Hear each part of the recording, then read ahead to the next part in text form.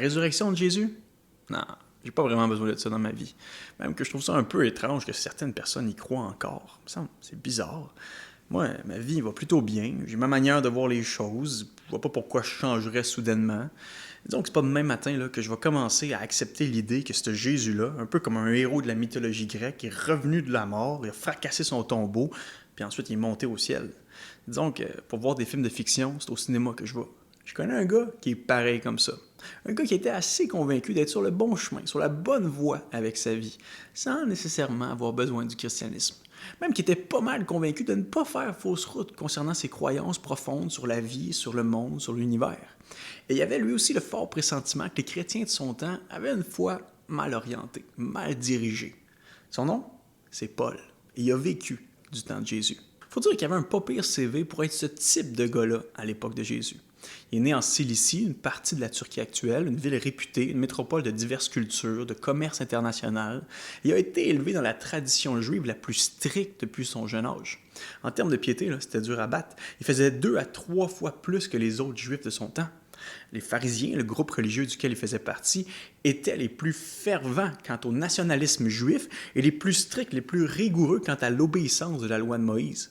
Il a reçu son éducation au pied de Gamaliel, un docteur de la loi, c'était une sommité intellectuelle de l'époque et un pharisien aussi bien connu et bien réputé.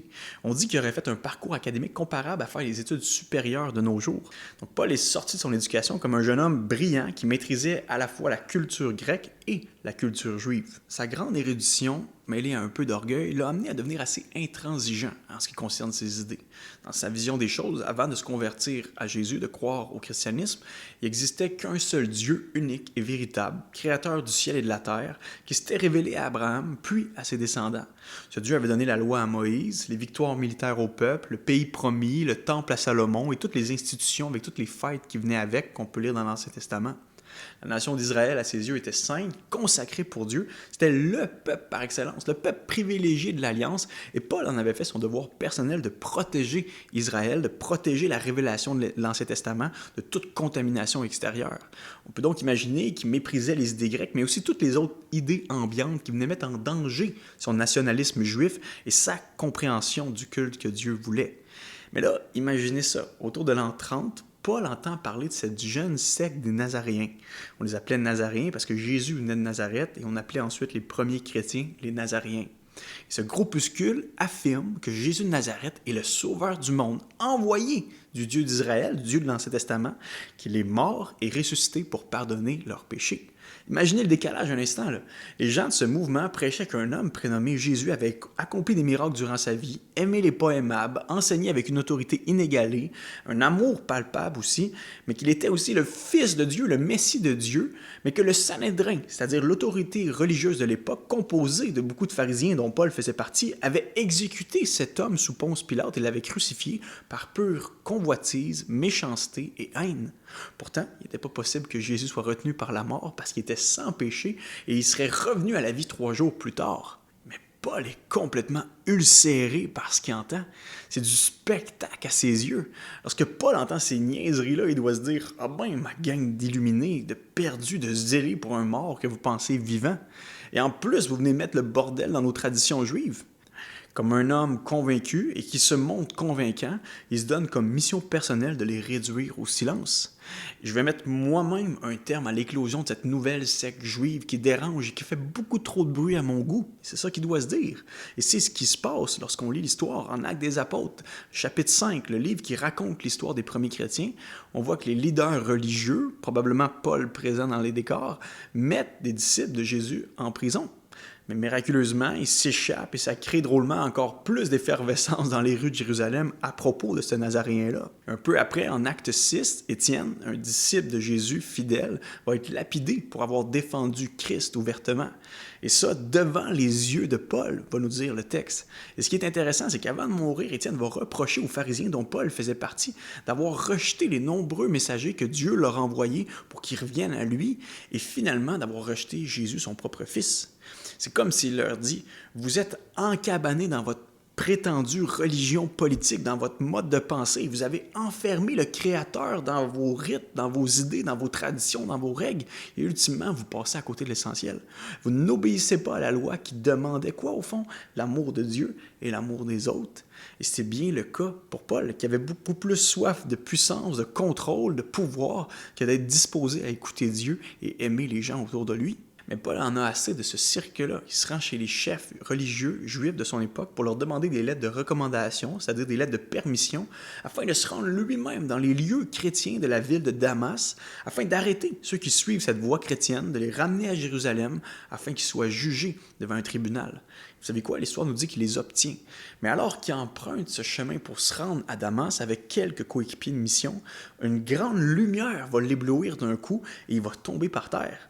L'imprévu de Dieu le frappe en pleine face et tout d'un coup, il perd tout le contrôle. Il entend une voix qui lui dit « Paul, Paul, pourquoi me persécutes-tu » Il répondit « Qui es-tu, Seigneur ?»« Moi, je suis Jésus, celui que toi, tu persécutes. Mais lève-toi. » Entre dans la ville et on te dira ce qu'il faut que tu fasses. Malgré toute sa vision préconçue du monde, Paul voit et entend le ressuscité de ses propres yeux et en un claquement de doigts, celui qui ne voulait pas voir est forcé de voir. Il est forcé de remettre en question toutes ses croyances et son système religieux en entier. Ah ben, Colin, c'est vrai, Jésus est vivant, il est sorti du tombeau. C'est pas une arnaque venant de ces petits chrétiens-là méprisables. Deuxièmement, il est forcé de voir que Jésus est vraiment roi du monde, Seigneur du ciel et de la terre. Il est à la droite de Dieu et il possède vraiment tous les moyens, tout pouvoir, même celui de se révéler à tout être, à tout moment. Troisièmement, il réalise que Jésus est présent au milieu de son peuple, au milieu de son Église, parce que persécuter son Église revient à persécuter lui-même.